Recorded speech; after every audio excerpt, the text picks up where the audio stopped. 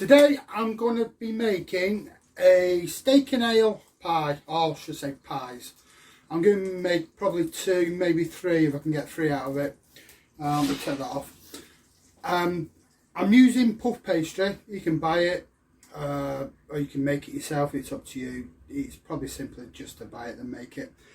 I'm using these are, I think they're 3.5, 4 inches, which is what, I don't know how many centimetres that is actually, but there you go, you can see the size of my hand.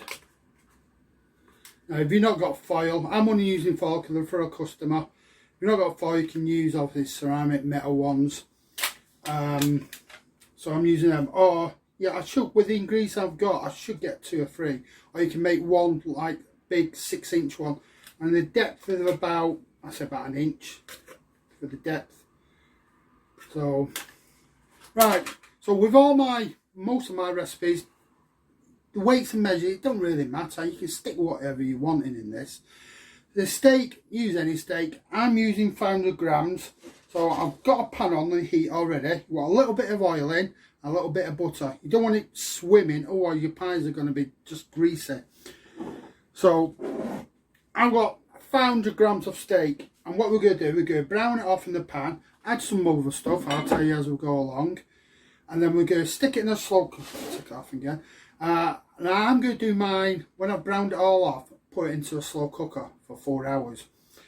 You can leave it in the pan and just simmer it in a pan for about half hour, 45 minutes. You don't get the same results. The reason I do it in a slow cooker, the meat goes all tender and it absorbs all the flavours. If you've not got a slow cooker, stick it in a casserole dish in the oven about 80 to 100 degrees. It's only low for 4 hours. Keep checking it, make sure it's not drying out. If it does, put some more ale or beef stock in. Okay, I'm going to turn the camera around, you can see what I'm doing. I'm going to be doing this video in probably 2 or 3 parts. Okay, and I'm going to try and join them all together. I've never done it before, so I've been reading instructions with VLC Media. I'm too tight with my money to buy an editing suite. So anyway, right, here we go. Let me bear with it while I get, I think you can see that, can't you? Right, so you got about a tablespoon of oil, tablespoon of butter. Let me just turn this around, it's twisted a little bit, there we go. So, turn it on, it's already heated up, just to save a bit of time. So, right, get my tongs, and then, to run, I've got a medium-sized carrot, diced up small, 1 celery stick, diced up small, and 1 small onion, diced up small. So you put that in. It does seem a lot, but it'll all break down as it's cooking. Now, you can put your mushrooms in. You don't have to stick carrots in. It's up to you. So what we'll do, we keep this going now. All we're doing is browning and softening this up. You could put all this veg straight in the slow cooker and just do the meat if you wanted to. But alright, let's get this going. So what else are you going to need? You're going to need a couple of stock cubes, beef. I'm also using one of these gel things, I don't know what you call them. This is a beef, you get different flavours. You need some Worcester sauce. You need some corn flour.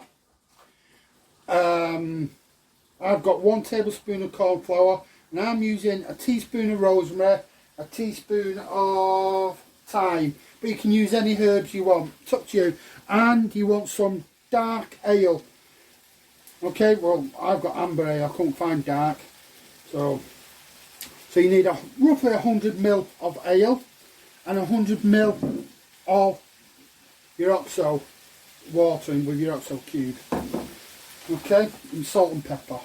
So what we'll do, we just brown this off. I've overloaded the pan a bit here, but it doesn't matter. As long as we brown the meat. All you're doing is colouring the meat, because a slow cooker won't do that, or the casserole dish. It'll look all anemic. So we're just browning it off basically. So I'm only, you don't like me to put all this in the pan. So just turn over, say going brown, that's what you want. You don't have to be cooked, just browning it, because we're going to cook it, like I said, in the oven, or if you're going to keep doing it in a pan, just roughly give it some colour. Take a few minutes. Yeah, it does look like, I'll probably get 3 out of this. Bear in mind, all this will break down over 4 hours cooking. It'll be virtually all gone, this. Celery, I don't know why. Put celery in it, but a lot of recipes say celery. I don't know what it actually does, but it does something. I've tried it without, and I don't know, it does make a difference. But your onion, yes, your carrots, it's your choice. Mushrooms, you could. But try and get them all roughly the same. Okay. Right, so this is browning up nicely. I've got it on full heat. Get a mix. Doesn't matter if you mix it all together. We're almost there. Right, and just put the kettle on and get some hot water. Oh, right. I'll keep going. Oh, you need some a tablespoon of Worcester sauce as well. Almost done. If you've not got corn flour, you can just use normal flour. I just find that corn flour doesn't clump up as much and it doesn't give it a floury taste. And yes, you can use cornstarch, and there is a difference between the both. You can use cornstarch, corn flour, it's up to you. Right, okay. There. Right, so what's next? I'm going to put in Worcester sauce. Want 1 tablespoon. I haven't putting Worcester sauce in it yet.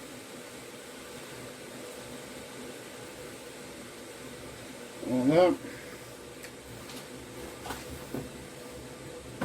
I'm going to put some salt in, and pepper. Use black or white pepper. It's up to you. I'm using sea salt, I always do. Or Himalayan. What's this one I'm using? Sorry, Himalayan today. And I'm going to use black pepper.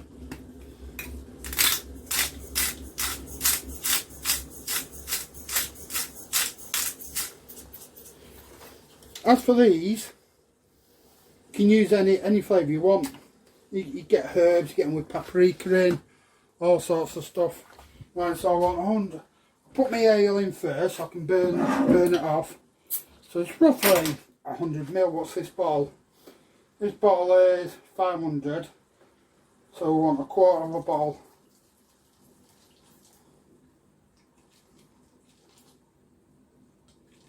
There we go. I'll finish that off later tonight. Get me a spatula. Oh, you could smell it. Oh, I've never used this one before. What's it called? Marston's Pedigree. Yeah, I'm not a drinker of alcohol, so what I do with this, I mix it with lemonade and make shandy. So I don't like just an alcohol in its own for me personally.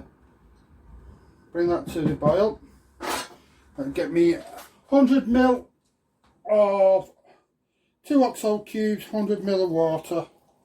I think no, we're going to do 250. So 250ml. Just wasn't enough. So we're looking at 250. That's the bubbling. Put that in. And then we're going to put your teaspoon of, I've got rosemary, a teaspoon of thyme, but you can put anything you want in. You can use, this is dried herbs. You can use fresh, but if you're going to use fresh, which is what I call them sticks, you're going to have to tie them together and drag them out. You can't eat fresh. It'd be eaten like bark. So what we'll do now, got 1 tablespoon of corn flour. What we're going to do, sieve it in, stops it clumping. You may need more. And this will thicken it. You can use flour, as I've said. Give that a mix. If it starts getting lumpy, sometimes you get lumps in, don't worry about it, they will cook out. I might need some more actually. Yeah, it will cook out. Unlike flour, lumpy and floury. So you've got a lump there. But there's a few lumps in it actually, but like I said, they will cook out. I'm going to put some more in. I don't feel that's enough. Looks, it will thicken up, but that doesn't look enough. So I'm going to put 2 in. Because I've only ever made this once before. Oops, you don't want to stick it in like that because it will clump up. So I'm going to put 2 in. Right there.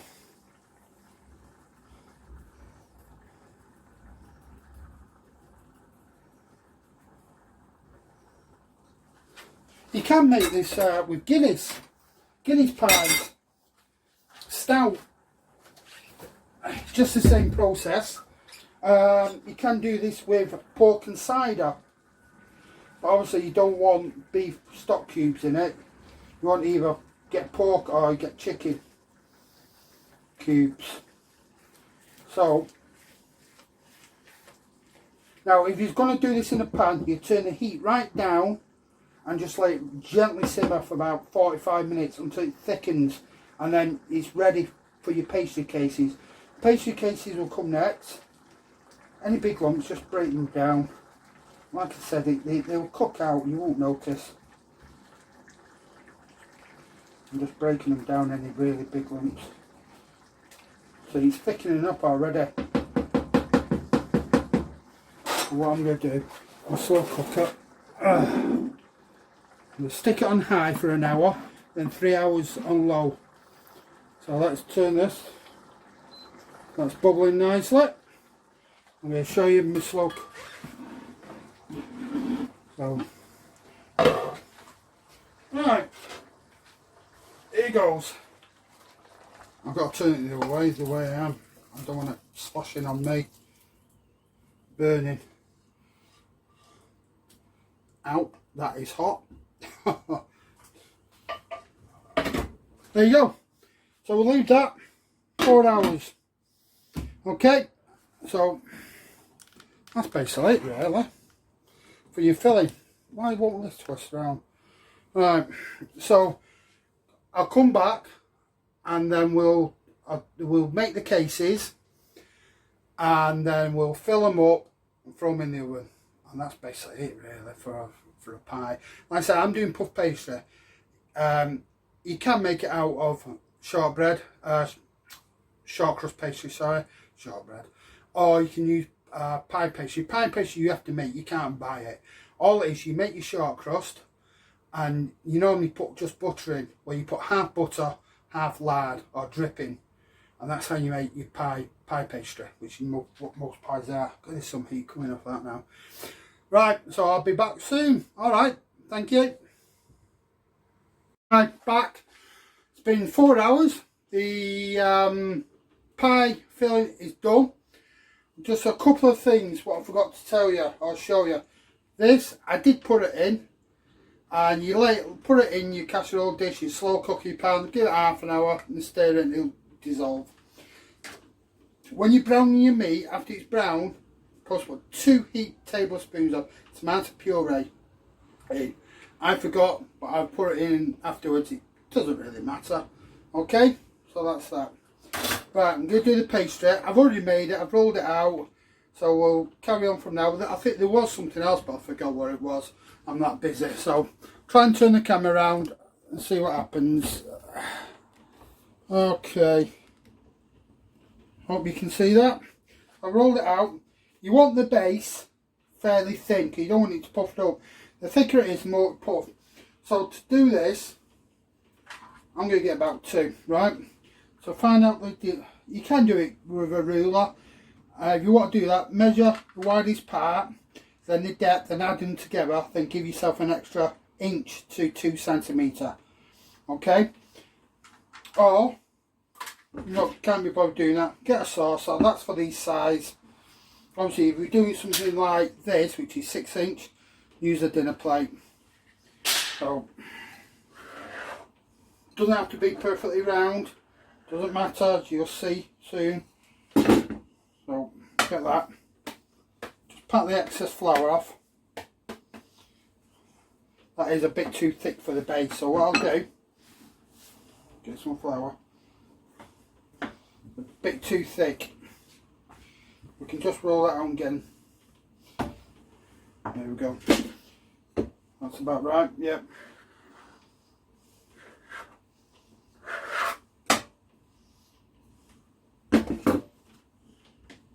That's right.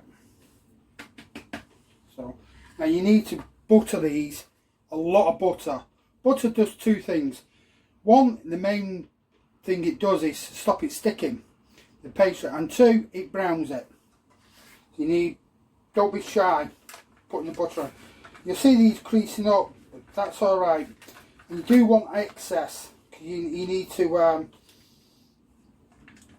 crimp them, so you need some excess. Might be a bit thin, this pastry, but I think it'll work. We'll make it work. So there we go. Okay. Don't prick the bottom. Don't need to. Right. So this is one. Is at the top. Where's the? Yep, that's the top for the other one. So we do the top for this. So this one wants to be thicker.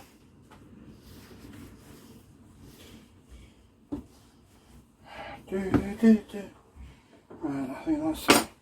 To measure this, I should have got another one. Stick it on, then do about 1 inch round. Like I said, it doesn't have to be perfectly square round. There you go. Now, this is the filling. I've drained the excess liquid off. I think we get 3 out of this actually. Get a spoon. We'll fill this up. Yeah, I'll get 3 out of this. 1 for me, 1 for my dinner. Yeah, actually might even get 4 out of it. So I'll fill it right up, squash it down a bit. As I was saying, you see how much it's broken down, and well, I don't know, we're going to get another one. No, doesn't matter. I'll just eat that as it is later on.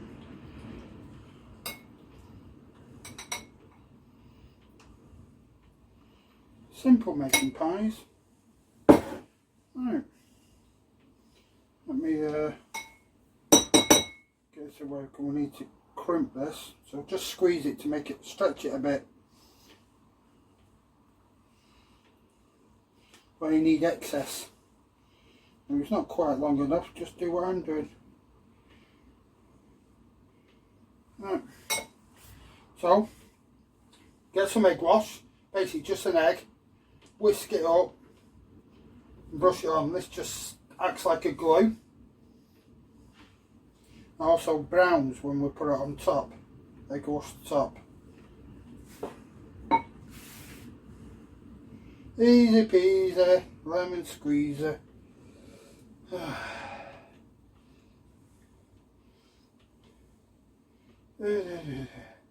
Yes, it is easier and probably cheaper just to go out and buy, but at least you know what's going in. There's no preservatives, no additives, no crap going into it. Right, see, look at it. It doesn't have to be round, because what we're going to do, but what it does need to be, is a little bit thinner. Otherwise it's going to end up like a massive dome.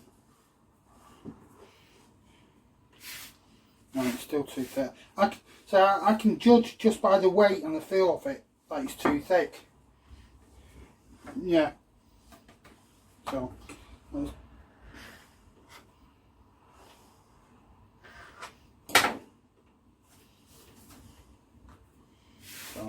right, crimping. So what's the best way to do that? Do this. I wash this side as well, around the edges.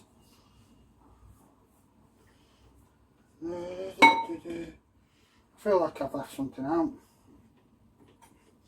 So try not to stab it. And we'll do it by hand. So just pinch, pinch, pinch, pinch. Just keep pinching. Seal it all up. Use your thumbs.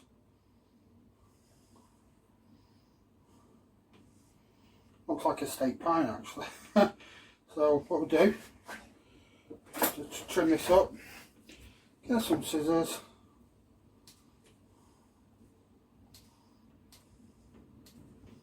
Careful not to cut into the foil container.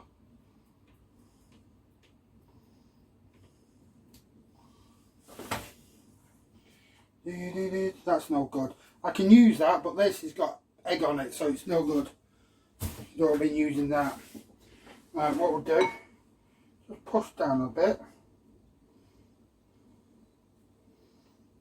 Push that down. Okay. Look at that. What a pie. Brush this on top. Oh, I forgot to put my oven on. I need a preheated oven, by the way. I'll say 170, about 160, 170 for 40 to 45 minutes. Doesn't matter where in the oven it goes. That's on fan. If you've not got fan, about 180, 185. If you've got like what I've got, it can cook from the bottom upwards, so it just gives a crispy base. But I'm not going to use that facility today. So what we'll do, we'll just put a reason for this.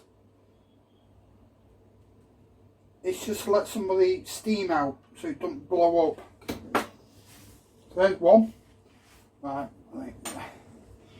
get the excess flour off. I can't remember where I did egg wash it. It doesn't matter. Didn't egg wash this, so did I?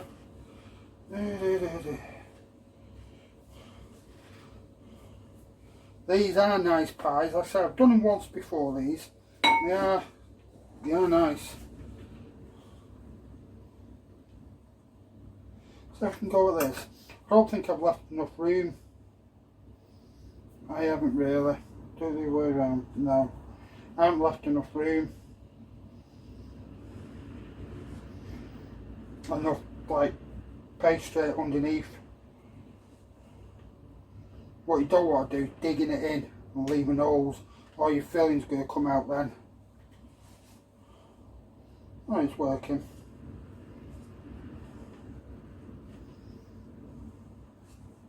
There's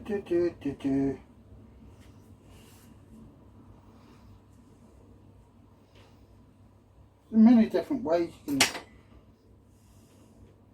just pinch the edges, and using the fork doesn't seal it properly. Even though we're going to cut a lot of this off, let's cut it off. So we'll trim it. You can leave it on if you want excess pastry, if you want it all, you know, the ends will go crispy, if that's what you like. Just making it a bit more presentable. So get rid of that, it's no good. So this pastry will freeze. Put it in a bag, stick it in your freezer, it'll last for months. Right. So we've got two different types. One what looks like a steak pie, the way it's crimped, and one, I don't know, meat and potato pie normally like that, aren't they? Right. Okay, get them out.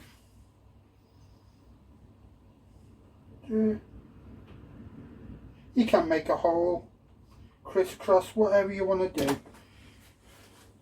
Right, let's get I always put baking paper or parchment paper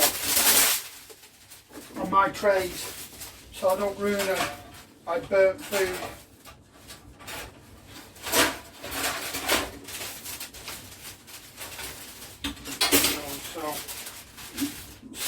So you don't really get all burnt food, you just take this off and throw it away.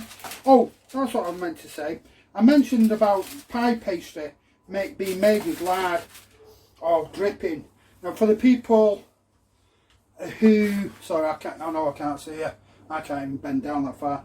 For the people abroad watching this, you probably won't know what lard is. Lard is, I read, is shortening, animal fat. So there's your pies. Ta-da! That's what's left. You may get a third one out of that. I think I will. And that's it. So we'll come back once they're done and you can see them. Okay, so there I am. My hands are full of flour. My phone's full of flour. Worktop's flour. Flour everywhere. So, right, put these in the oven, clean up, and I'll get back to you once they're done. And once I've peeled all this flour off my hands. Okay, see you. Bye bye. Right, back again. Pies are done. Sorry for the shaking, I'm holding it now. Well, holding the phone, that is. So I'll show you the outcome. You see? I won't touch them, they've just come out of the oven. So, lovely. One's for me, for my dinner, and the other two's for a customer. So that's your steak and ale pie. Just a quick one over for the ingredients. I've used, to make those three, which are about 3 inches across, or you can make probably 1 6-inch one, depending how deep your container is. These are about 1 inch deep, so I've used 500 grams of steak, any steak, cut it up in small cubes. You want, I'd use teaspoon of rosemary, a teaspoon of what else? Thyme. You want a tablespoon of Worcester sauce, 2 large tablespoons of tomato concentrate paste. What else? 1 carrot I've used, small carrot chopped up finely, 1 small onion chopped up finely, and 1 celery stick chopped up finely. And then your pastry, 2 oxo cubes in 250 ml of boiling water, and 100 ml of dark ale. Pale ale will be okay if you can't get dark. I don't know why I'm looking like that. So I know you want one of these. You don't have to, but one of them. I don't know what you call them. So it's like a oxo cube but jelly. And salt and pepper. I think that's it. And for thickening, 2 tablespoons of corn flour or cornstarch. Okay, and that's it. Hope you enjoyed it. Bye bye.